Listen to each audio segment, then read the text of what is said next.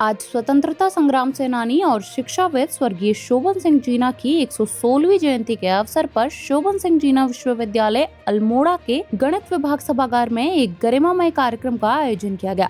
कार्यक्रम की शुरुआत में स्वर्गीय जीना को श्रद्धांजलि अर्पित की गई।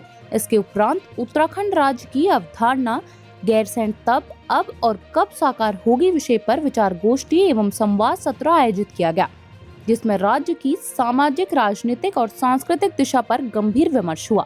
इस अवसर पर पूर्व छात्र संघ अध्यक्षों, वरिष्ठ प्राध्यापकों, सामाजिक कार्यकर्ताओं और विभिन्न विश्वविद्यालयों के छात्र नेताओं ने भी अपनी महत्वपूर्ण सहभागिता दर्ज की। वक्ताओं ने गैरसैंण को लेकर राजनीतिक इच्छा शक्ति, जनभावना और राज्य के भविष्य पर विचार रखे।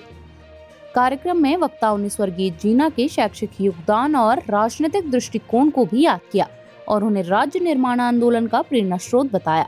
देखिए, अब हम सभी लोग जानते हैं, क्योंकि वो आज व्यक्ति केवल अल्मोड़ा तक सीमित नहीं थे। वो एक राष्ट्रीय छवि के नेता थे, राष्ट्रीय छवि के एक बैरिस्टर थे, राष्ट्रीय छवि के एक सोशल वर्कर थे, सोशल रिफॉर्मर थे, बल्कि मैं तो उन्हें कहूँगा जो सामाजिक परिवर्तन ला सकते हैं। ऐसे व्यक्ति की हम जो 116वीं जयंती आज हम मना रहे हैं, तो मेरा ये मानना है कि इसके सही मायने तब होंगे जब हम उनके विचारों को आत्मसात करें, चाहे वो उनकी शिक्षा के क्षेत्र में हो, समाज के क्षेत्र में हो, चाहे राजनीतिक सोच के क्षेत्र में हो, चाहे पहाड़ के विकास के लिए हो।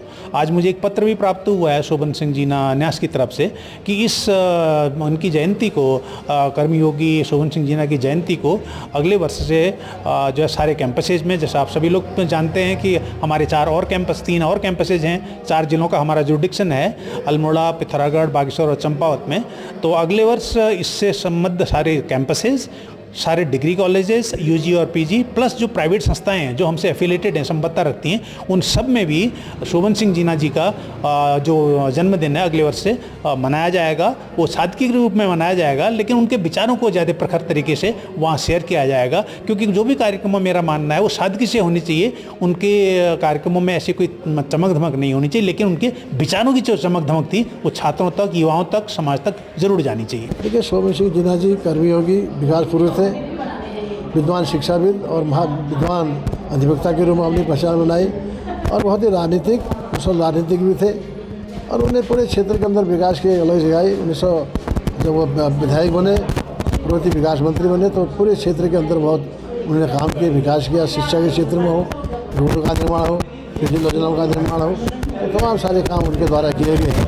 तो आज उनके आदर्श पर चले और उत्तराखंड, कल उत्तरांचल हमारा राज्य बनना चाहिए, पहले उनकी मांग थी और उनकी मांग पर आज उत्तराखंड बना है और आज विश्वविद्यालय उनके नाम से है, शोभन सिंह जीना विश्वविद्यालय, और उनके नाम पर हमारा जो है मेडिकल कॉलेज भी अल्मोड़ा में खुला है।